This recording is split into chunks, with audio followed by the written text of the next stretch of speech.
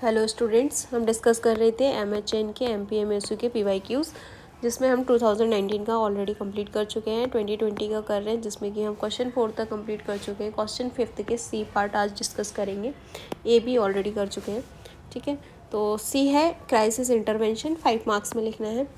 Crisis intervention से आप समझते क्या है, वो होता क्या है? जो क्राइसिस इंटरवेंशन है वो एक immediate short term psychological help है जो कि एक पर्सन को देते हैं जो कि फेस कर रहा है एक क्राइसिस, ठीक है, to restore emotional balance. Intervention हम कब देते हैं? इमोशनल बैलेंस को रिस्टोर करने के लिए।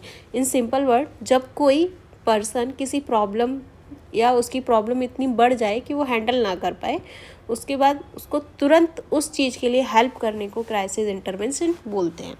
एक शॉर्ट टर्म मैनेजमेंट है, मैनेजमेंट टेक्निक्स है जो डिज़ाइन की गई है to reduce potential permanent damage to an individual affected by a crisis. अगर उसको कोई परमानेंट डैमेज हुआ है ड्यू टू क्राइसिस, तो उसके लिए एक मैनेजमेंट टेक्निक्स बनाई गई है, इंटरवेंशंस बनाए गए हैं ताकि वो सिचुएशन को हैंडल कर पाए। उसमें एक्चुअली हम सिर्फ हेल्प करते हैं उसकी कि वो उससे बाहर आ पाए, कोई और अदर मेंटल इलनेस में ना जाए, ठीक है।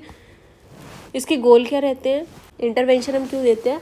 To reduce anxiety and stress, obviously normal functioning restore करने के लिए, हार्म को प्रिवेंट करने के लिए, लाइक वो सुसाइड अटेम्प्ट ना करे या कोई वायलेंस ना करे, हेल्प करते हैं उसकी प्रॉब्लम को सॉल्व करने में। तो ये हमारे हो गए एक तरीके से गोल इंटरवेंशंस के, ठीक है। पेशेंट को काम करना है, नॉर्मल स्टेट में लाना है, प्रॉब्लम को सॉल्व करने में हेल्प करना है, ये काम हमारे हैं, ठीक है। इसमें कौन कौन से स्टेप इन्वॉल्व होते हैं? सबसे फर्स्ट स्टेप है step to provide a correct cognitive perception. उसको करेक्ट कॉग्निटिव परसेप्शन कराना है, मतलब करेक्ट चीज़ ही बतानी है। एंड असिस्ट करना है सिचुएशन को, डिफाइन करना है इवेंट को, डेवलप करना है एक प्लान ऑफ एक्शन, ठीक है। और सेकेंड स्टेप में हमें क्या करना है? असिस्ट करना है विक्टिम को in managing the intense feeling. जो उस टाइम पे उसकी मेंटल हेल्थ है उसको मैनेज करना है। Help the individual to become aware of his feeling, उनकी फीलिंग से अवेयर कराना है। Help the individual to attain mastery over his feeling. इसमें फर्दर स्टेजेस और फेजेस है कि हम ये इंटरवेंशन किस स्टेप्स में परफॉर्म करेंगे। तो देख लेते हैं। सबसे पहले असेसमेंट करेंगे। असेसमेंट किस चीज़ का? जो वहाँ पे प्रॉब्लम हुई है, मतलब हम यहाँ पे क्या करेंगे? प्रॉब्लम की सीवियरिटी को समझेंगे। किसको? सीवियरिटी को असेस करेंगे। व्हाट हैपन, क्या हुआ है, इमोशनल स्टेट क्या है, risk of suicide and harms के रिस्क कितने हैं। फिर सबसे पहले रेपो बनाएंगे, इसमें ट्रस्ट बिल्ड हो ताकि पेशेंट या पर्सन जो भी क्राइसिस में है, यहाँ पे ट्रस्ट बिल्ड करना है। पेशेंट को फील करवाना है कि वो सेफ है और आप उसकी मदद के लिए वहाँ पे हो, ठीक है। तो इसलिए उनको अच्छे से सुनना है। एम्पैथी मतलब खुद को उनकी जगह पे रख के केयर करना है। और नॉन जजमेंटल एटीट्यूड, मतलब उनको जज नहीं करना है। पेशेंट चाहे जैसे भी हो, एक्सेप्टेबल होना चाहिए। आइडेंटिफाई मेजर प्रॉब्लम, उसका जो मेन इशू है, मेजर प्रॉब्लम है, उसको एग्जैक्टली क्या प्रॉब्लम है जो क्राइसिस क्रिएट कर रही है उसका पता करना है, ठीक है। फिर डील करना है उनकी फीलिंग्स के साथ, उसी को हम कैथारसिस बोलते हैं। इमोशन एक्सप्रेस करने देना है उनको, मतलब जो पेशेंट है वो फ्री है अपने इमोशंस को एक्सप्रेस करने के लिए, ठीक है। एक्सप्लोर अल्टरनेटिव सॉल्यूशन, उनकी फैमिली मेम्बर्स के साथ में सॉल्यूशन डिस्कस करना है। क्या करना है? सॉल्यूशन डिस्कस करना है। कोई अल्टरनेटिव या कोपिंग स्ट्रैटेजीज बोल सकते हैं या सपोर्ट सिस्टम बोल सकते हैं, ऐसे। डेवलप करना है एक एक्शन प्लान, मतलब एक प्रैक्टिकल स्टेप हमको बनाना है, मतलब अब क्या करना है इसका एक क्लियर प्लान होना चाहिए।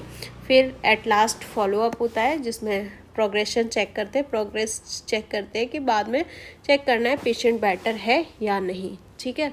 अब ये जो फॉलोअप है इसमें हम ना कुछ टेक्निक्स यूज़ करते रहते हैं। ये तो फेजेस और स्टेप्स हो गए। अब इसमें फर्दर जो टेक्निक्स हैं, लाइक हम क्या क्या इसमें कर सकते हैं क्राइसिस इंटरवेंशन के लिए। सबसे पहले कैथारसिस, ये हम वहाँ भी कर रहे हैं। रिलीज ऑफ फीलिंग्स, कि उनके इमोशंस एक्सप्रेस करके रिलीफ मिलता है उनको, तो उनको इमोशंस एक्सप्रेस करने देना है, मतलब, ठीक है। मैनिपुलेशन, बिहेवियर को पॉजिटिव डायरेक्शन में गाइड करना है। क्या करना है? पॉजिटिव डायरेक्शन में बिहेवियर को गाइड करना है। उनको बोलना है आई एम विद यू, आपको कुछ नहीं होगा, इस टाइप के। Benefit the patient in therapeutic process. Support of defences, encourage the use of healthy adaptive defences use करने हैं, मतलब उनको सपोर्ट करना है, उनकी कोपिंग स्ट्रैटेजीज अपनानी है ताकि वो उस चीज़ से कोप अप हो पाए। इंक्रीजिंग सेल्फ एस्टीम, कॉन्फिडेंस उनका बढ़ाना है। Help the patient to regain feeling of self worth, मतलब इंक्रीज कॉन्फिडेंस। ठीक है।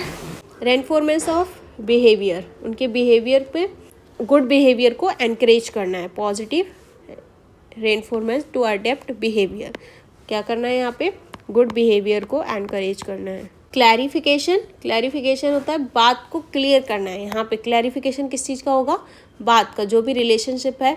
Encourage the patient to express more clearly the relationship between certain area, जो भी प्रॉब्लम हुआ है उसके बारे में पूरा क्लैरिफिकेशन होना चाहिए। एक्सप्लोरेशन ऑफ सोल्यूशन, मतलब यहाँ पे क्या करना है, हमें सोल्यूशन ढूंढने में हेल्प करनी है। Examining the alternate way of solving the immediate problem with the family members और सेल्फ द पेशेंट। ठीक है, तो हमें ये टेक्निक्स भी यूज़ करनी है। एंड नर्स का रोल क्या है, वेरी इंपॉर्टेंट।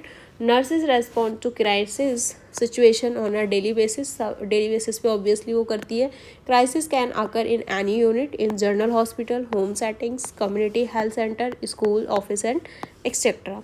तो सबसे पहले नर्स क्या करेगी, nursing assessment, collect data, precipitating event या स्ट्रेसर, मतलब कौन सी चीज़ उसको स्ट्रेस कर रही है। Level of psychological stress, the patient is suffering from the degree of impairment he is experiencing. Implementation करना है, एनवायरमेंट का मैनिपुलेशन करना है, मतलब पॉजिटिव डायरेक्शन में एनवायरमेंट करना है। जनरल सपोर्ट प्रोवाइड करना है, generic approach and individual approach. And last में इवेल्युएट करना है कि कितना ज़्यादा रिकवरी हुआ है और कितना अभी बाकी है। So thank you so much guys, मिलते हैं नेक्स्ट लेक्चर में नेक्स्ट क्वेश्चन के साथ में।